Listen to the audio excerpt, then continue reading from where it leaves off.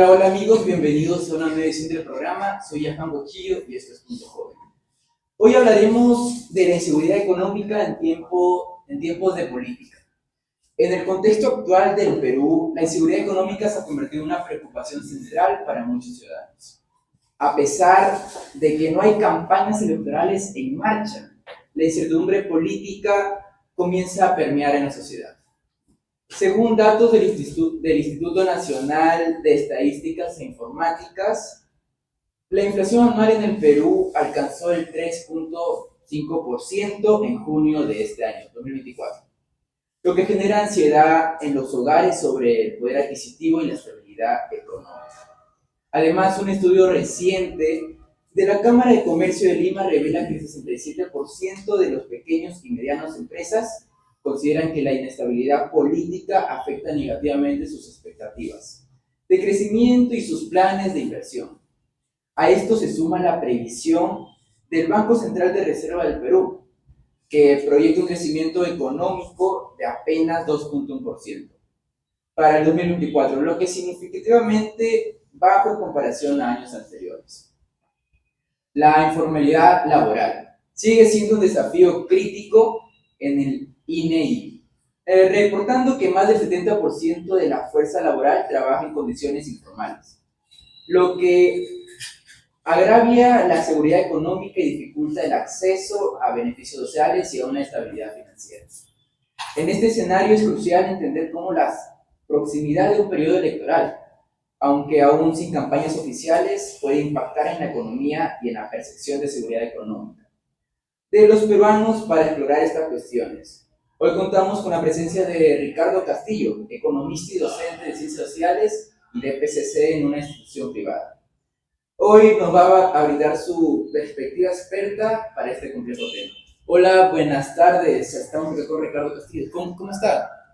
¿Qué tal, Jackson? Buenas tardes. Bueno, gracias por la invitación y esperamos contar con poder aportar, mejor dicho, a las preguntas que tengan y que los que nos escuchan puedan aprender algo un poquito acerca del tema que propuesto. ¿Qué tal? ¿Cómo se siente hoy día?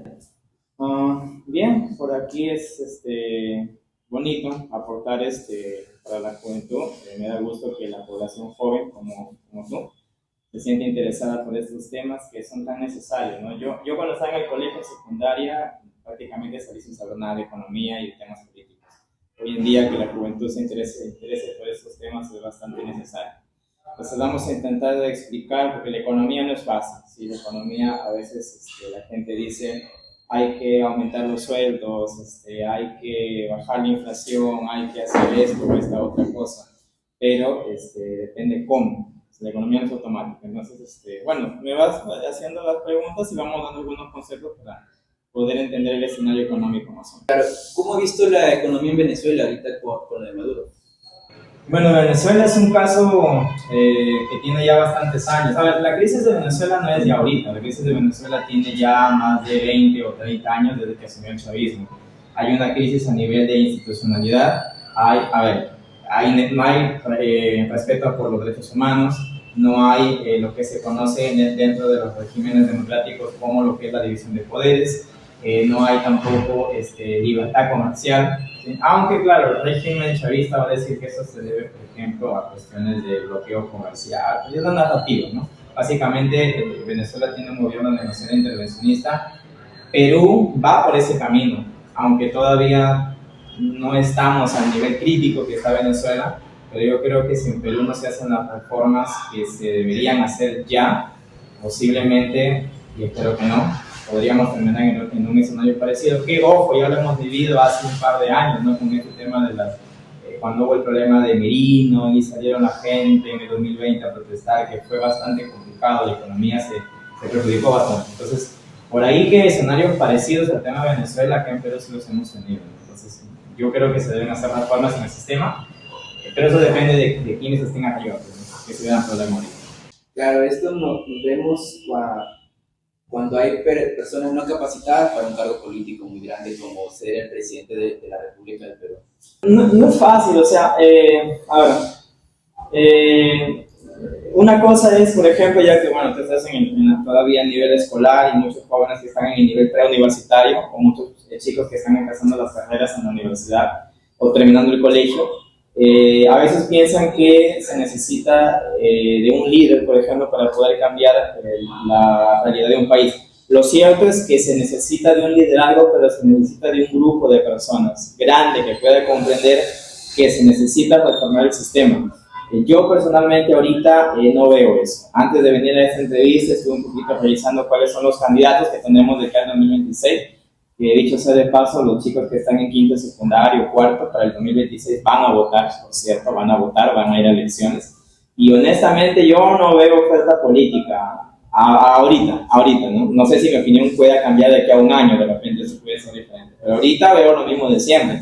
Alianza para el Progreso, los típicos partidos de Acción Popular, Fuerza Popular, la APRA, que por ahí está, Alianza para el Progreso, los Acuña, y es prácticamente lo mismo. Entonces, es verdad que mucha gente está saliendo, por ejemplo, a protestar, ¿no?, en contra ahorita del gobierno de Boluarte, queremos que se vaya, que la corrupción, lo mismo de siempre, ¿no? Pero el tema es que sacamos a uno, pero ¿a quién ponemos? A uno igualito. Entonces, esa es la problemática que hay ahorita. No hay, personalmente no veo quién nos puede gobernar. Entonces, eso sería algo que yo al menos siempre tengo una visión optimista.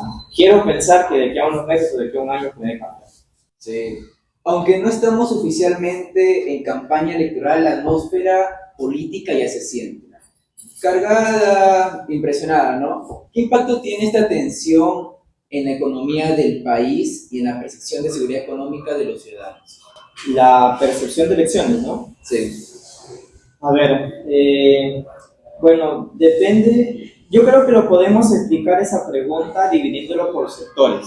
En el caso de la gente que está en la sierra, que está en la selva o la sierra sur sobre todo, ahí la gente es un poquito más reacia a entender los temas económicos y políticos. Si vamos, por ejemplo, a Arequipa, Ayacucho, Huancavelica, Huánuco, esas personas, por ejemplo, te piden como mínimo dos cosas. Te piden que el Congreso debe ser cerrado, esa gente no quiere saber absolutamente nada con el Congreso. Te piden cambio de constitución y te piden restitución del presidente Pedro Castillo. Hay otras cosas, pero como mínimo te piden esas tres cosas. La gente del sur, hablo de la gente del sur, la gente que está en la sierra, lo que esperan a estas elecciones, por lo que se ve, yo creo que es eso. Si se va a presentar un candidato, yo creo que lo que la población sur va a pedir es esas tres cosas. Que ese candidato ofrezca el cierre del Congreso, ofrezca sacar a Dina Boluarte en este caso, y de repente restitución de la Constitución del 79 y restitución posiblemente del expresidente Pedro Castillo.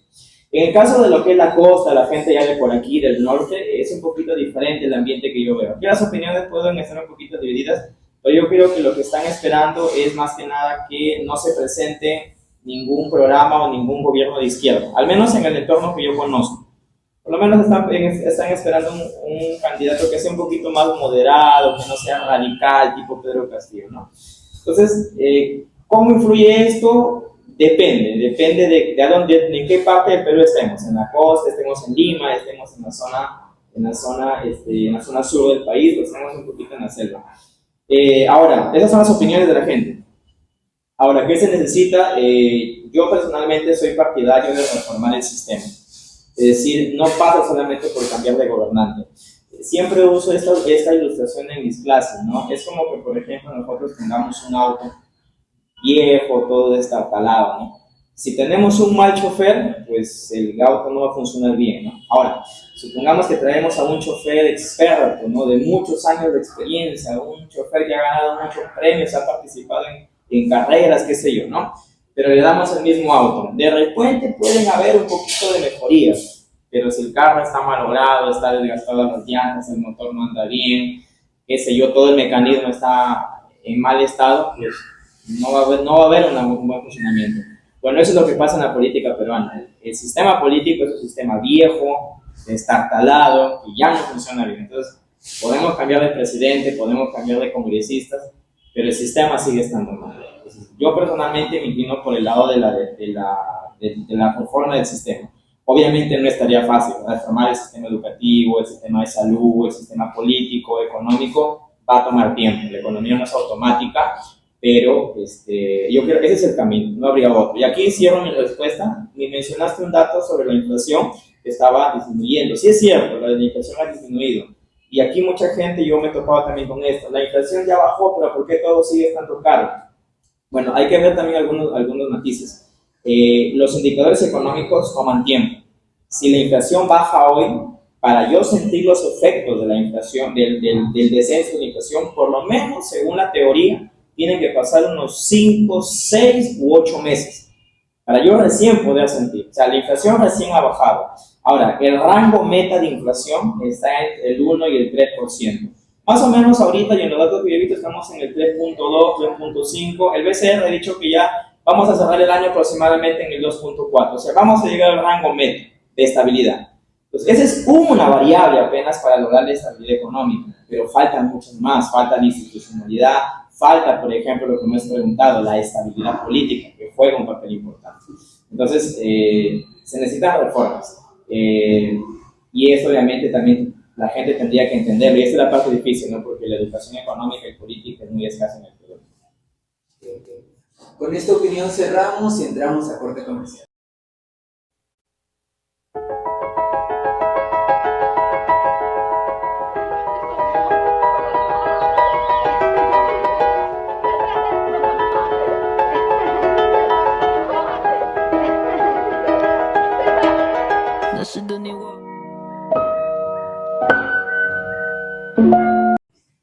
Regresamos después del corte comercial. Acá, mi estimado Ricardo Castillo, muchas personas temen que los cambios políticos puedan desestabilizar la economía. ¿Esta preocupación justificada o estamos sobrevalorando la influencia de la política en nuestras finanzas? ¿Podrías especificar a qué te refieres con cambios políticos? Porque, o sea, a ver, cambios políticos, un montón, ¿no? No sé si tienes algo específico. O sea, cambios políticos sobre la economía, o sea, de lo que los políticos dicen en sus campañas electorales y cuando ganen lo hablan. Ok, ya, pero eso, ya te entiendo. Mira, hay una gran diferencia entre lo que un político promete y lo que vaya a hacer.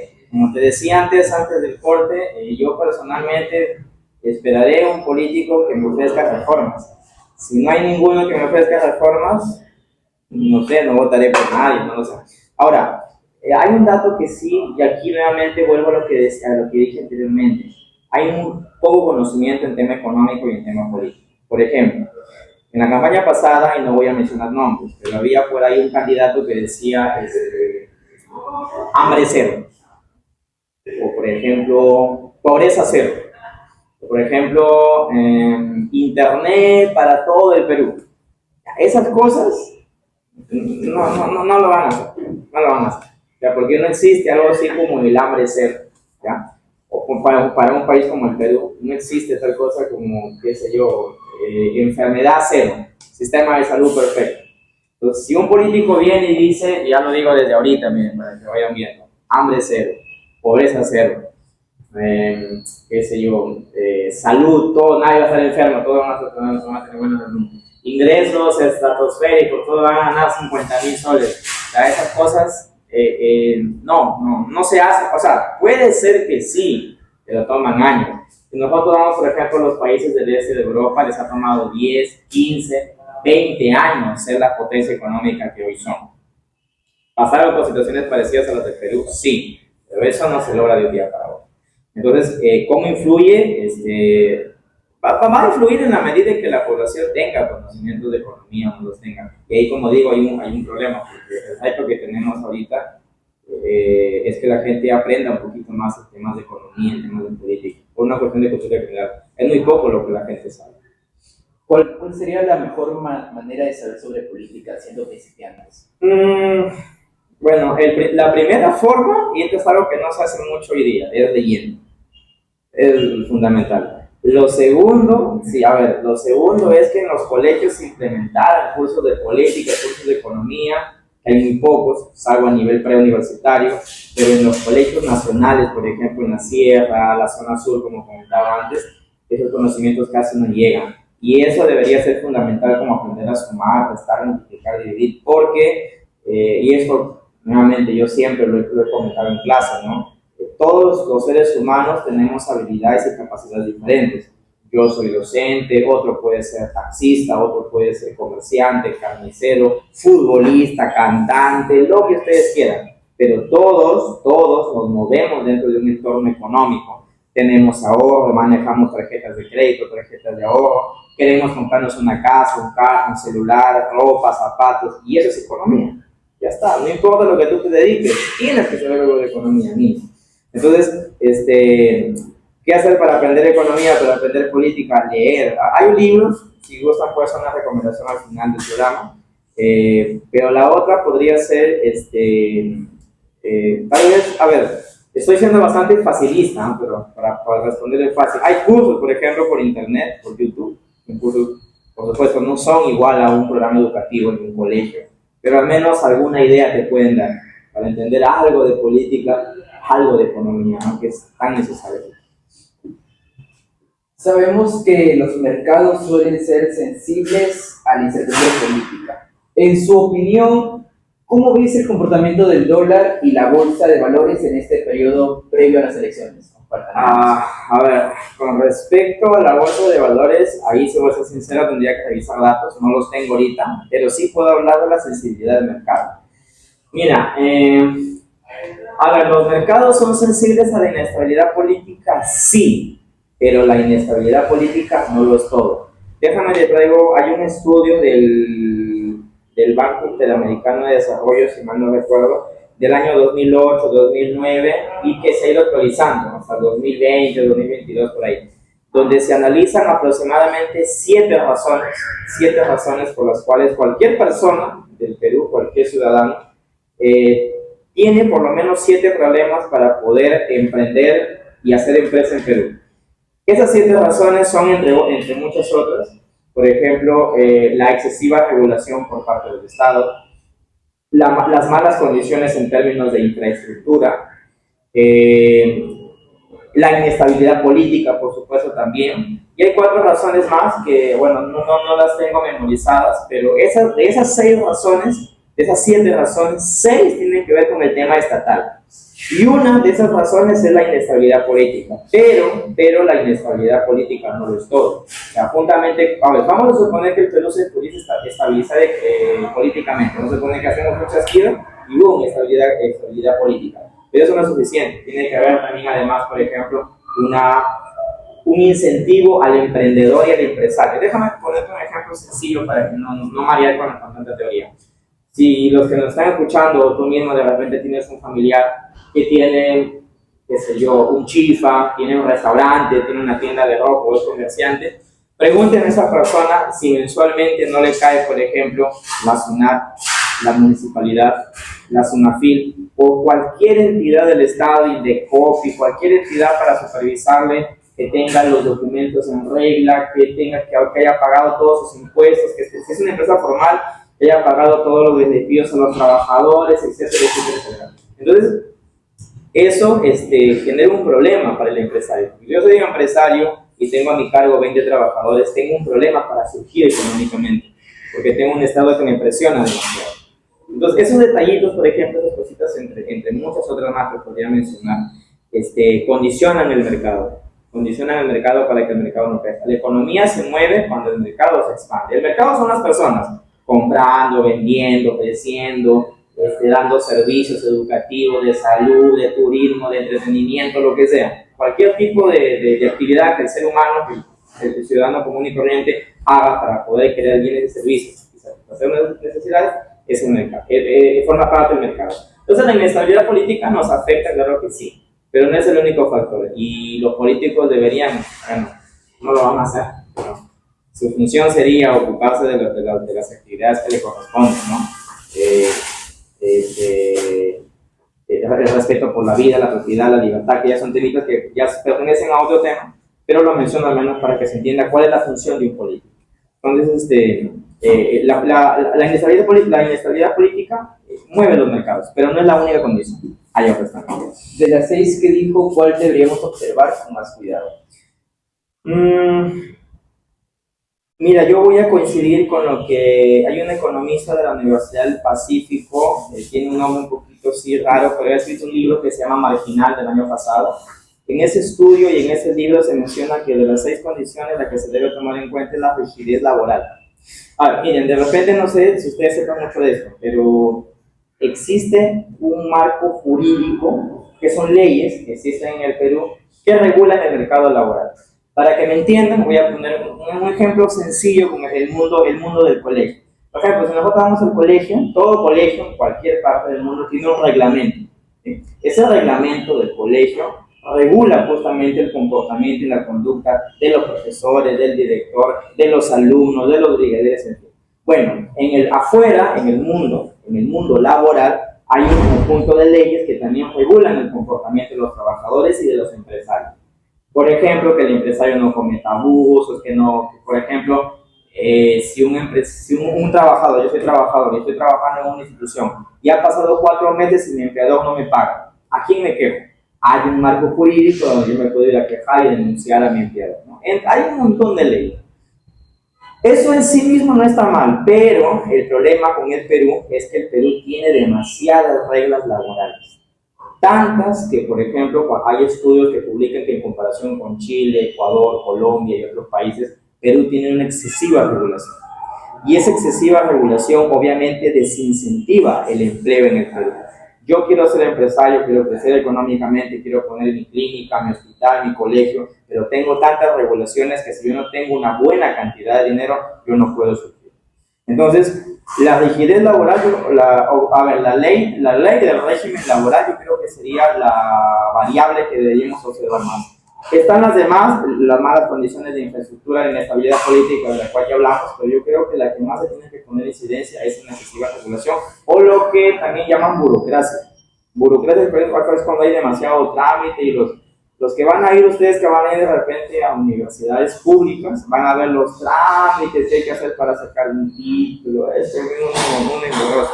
Entonces, la rigidez, el régimen laboral, yo creo que sería una buena variable para observar, aparte de la inestabilidad política. En sus clases de ciencias sociales, ¿cómo explica la relación entre la inestabilidad política y la seguridad económica a sus estudiantes? Ya, listo. Bueno, como decía, la respuesta tiene 2 aristas, el área económica y el área política. Voy a empezar por el área económica primero. Bueno, hay varios temas en economía, por ejemplo, tiene que ver con el tema, yo creo que un tema que se puede usar para poder explicar bien esto es el tema de esto, que es el sistema financiero. Por ejemplo, cuando uno estudia el sistema financiero, bueno, se estudian las variables, los componentes, bla, bla, bla, no tengo el tiempo de poder dar todo, pero hay una parte que yo os explico, por ejemplo, y tiene que ver con las regulaciones del sistema financiero. El sistema financiero, por ejemplo, es uno de los sistemas más regulados en el país. Y todas las quejas que nosotros vemos en la gente, que los bancos nos roban, que son unos asesinos y estas cosas, en buena parte es por el exceso de regulaciones que hay en el mercado financiero. Eso, por ejemplo, para poder por ahí explicar el tema de la pregunta. Tu pregunta es, disculpa, por la inestabilidad, creo, política. Política y la seguridad económica. Ya, ok. La inestabilidad pasa por ahí justamente. Cuando un país económicamente está ocupado en otras cosas y es justamente políticamente inestable, se distrae mucho en discusiones, en acusar, por ejemplo, a otros gobiernos de quién es más corrupto que otro y no se preocupa por hacer las reformas necesarias que beneficien al mercado. Por el lado político, lo que sufre problemas es la institucionalidad. Voy a usar el ejemplo que usaba anteriormente. Yo, por ejemplo, soy un pequeño empresario, tengo una empresa, un negocio, y yo quiero, por ejemplo, que el Estado atienda mis necesidades como empleador.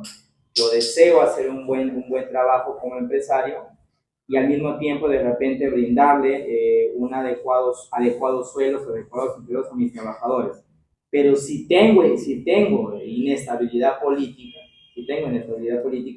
el Estado no va a atender mis necesidades. ¿Por qué no lo va a hacer? Porque está entretenido más que nada en denuncias, está entretenido, por ejemplo, en los pleitos, como por ejemplo vemos ahora entre el Poder Legislativo y el Poder Ejecutivo, que todos los benditos días prácticamente las noticias políticas ocupan ese espacio. Entonces, Para resumirlo en una sola frase, cómo afecta la inestabilidad política en el tema económico, en el tema político? Básicamente, para responderlo en una frase, en la desatención de las necesidades de los ciudadanos, tanto en su tema político como en su tema económico.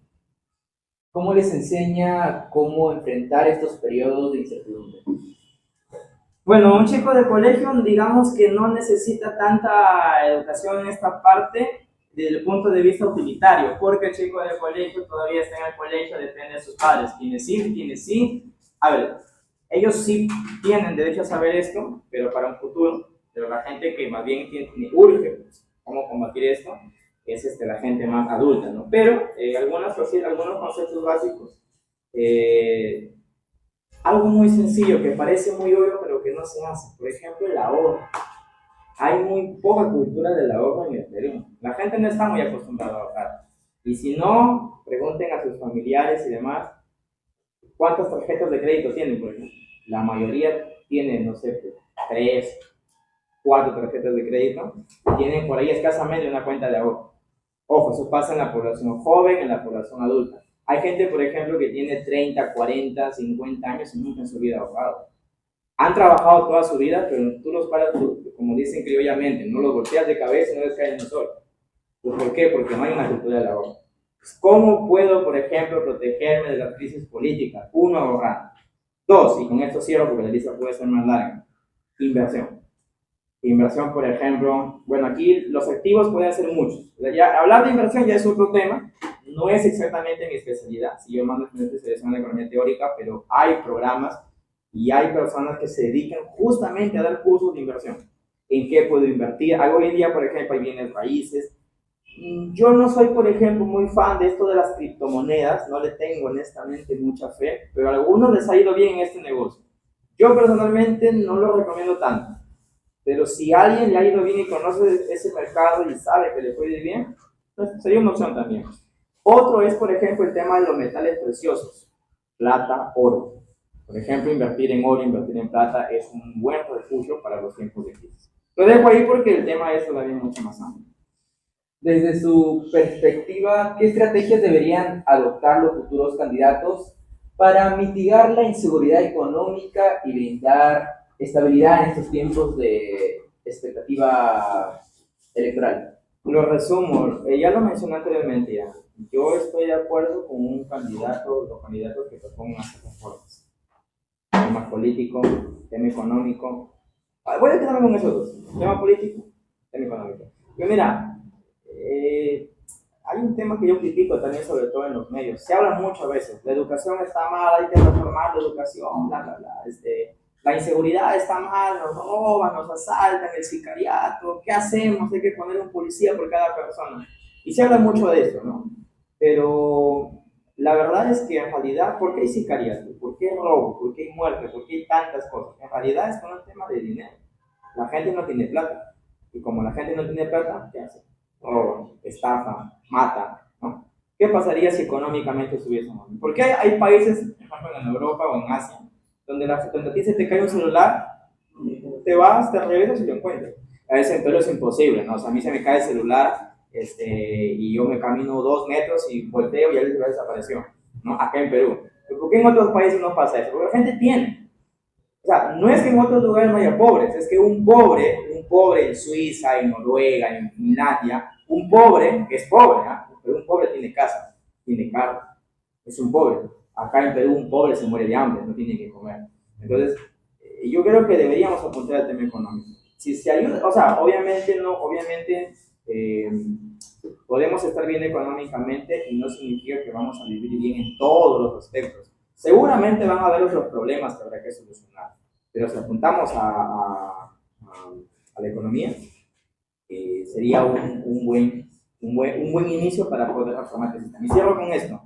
La economía se arregla con trabajo. Una de las quejas de la gente de hoy día es que la gente no tiene trabajo. Esa es una de las cosas que el próximo candidato o candidatos que van a disputar la presidencia tienen que ver, es el tema laboral. Porque la gente ahorita no tiene trabajo. La gente se queja mucho. Yo tengo amigos de la carrera que, por ejemplo, son desempleados. Y a mí me cuentan, ¿no? Y digo, ¿cómo estás? Dice, no tengo trabajo, tengo 3 meses sin trabajo, tengo medio año sin trabajo, vivo así de cosas que hago así en mi día, ¿no? Pero quiero trabajo. Entonces, la economía crece cuando la gente, el ciudadano de pie, tiene trabajo. Creo que una de las variables que el próximo candidato tiene que apuntar es a eso, a que el mercado laboral se pueda abrir y que la gente tenga acceso al trabajo. Y además, y con esto sí cierro, hay una población que este año está terminando el colegio y cada año, y esa población que termina el colegio sale del mercado laboral y se no encuentra trabajo, es un problema. Con esta opinión entramos al corte comercial, no se muevan.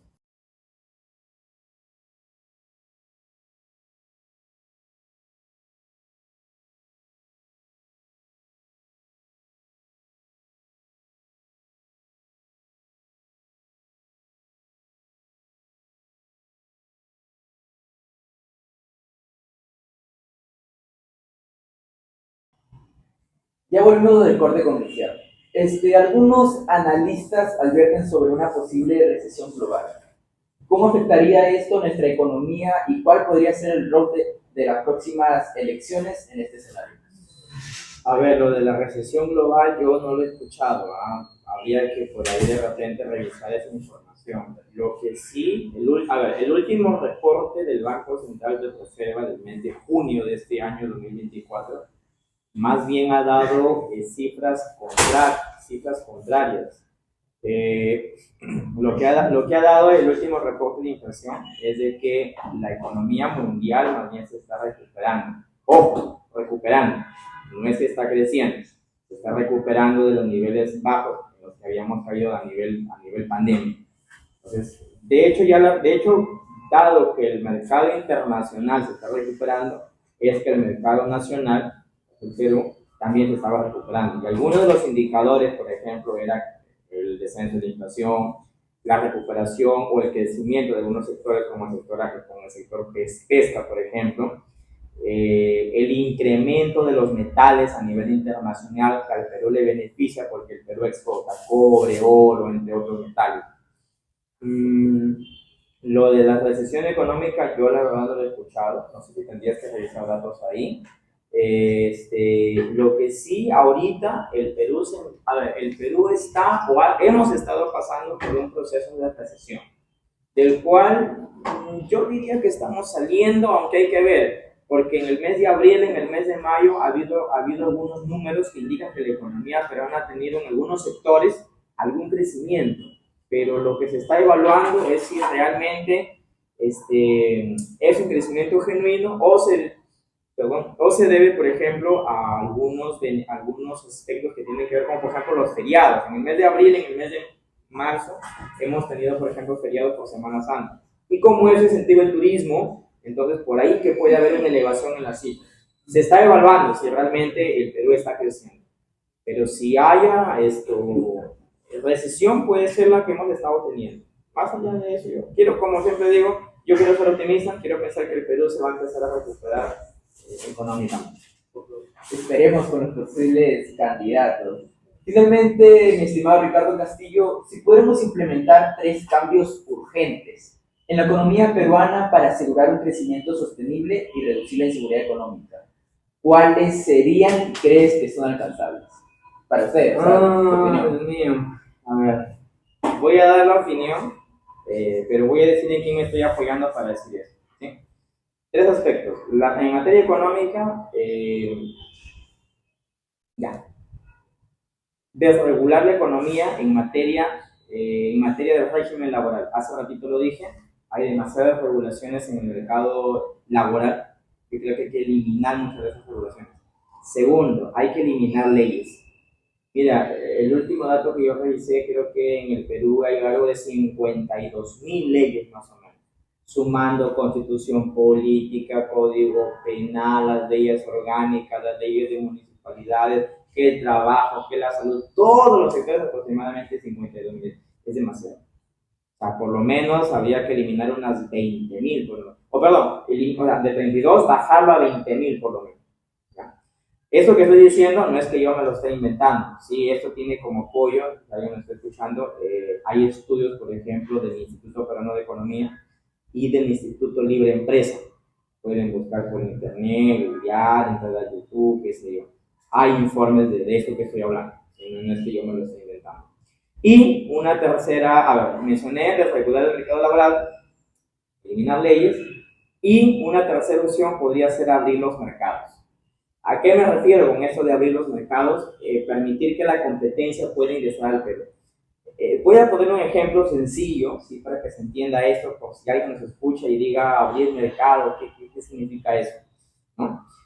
Vamos a suponer que vivimos en un distrito X, vamos a suponer, ¿no? Donde solamente hay una tienda. En todo el distrito una sola tienda. Pregunto, ¿no? Esa tienda solita podría, por ejemplo, controlar precios, decir a ti te vendo y a ti no te vendo. Sí lo podría hacer, es la única tienda. Si quiere, hoy vende 1 kilo de arroz a 3 soles, mañana lo vende a 50 soles. Y como es la única empresa, pues, caballero, ¿a dónde no vas a ir a comprar? Si es la única tienda, ¿no? Ahora, ¿qué pasa si mañana esa tienda tuviera como competencia 3 tiendas más? Ahí como que de repente ya se la pensaría 2 veces, ¿no? Si de repente voy a subir los precios o no. ¿Qué pasa si pasado mañana en lugar de haber 3 tiendas hay 50 tiendas? Obviamente esa tienda solita del inicio ya más bien en lugar de arbitrariamente vender los precios o vender los productos, más bien va a hacer promociones, hacer ofertas para que la gente venga y le compre a él. Dentro de una semana, en lugar de haber 50 tiendas, pueden pasar a haber 500 tiendas. Competencia. Entonces, eso en el Perú en muchos sectores no hay. Por ejemplo, el mercado de la salud, si ustedes pueden investigar eso, como empresas en el Perú solamente existen aproximadamente 80 empresas de salud. Para el Perú, que es tan grande, deberían haber 500 o 800. Esa es la razón, por ejemplo, por la cual la gente se queja tanto, ¿no? Las clínicas cobran tantísimo dinero, son unas abusivas y criminales, ¿no?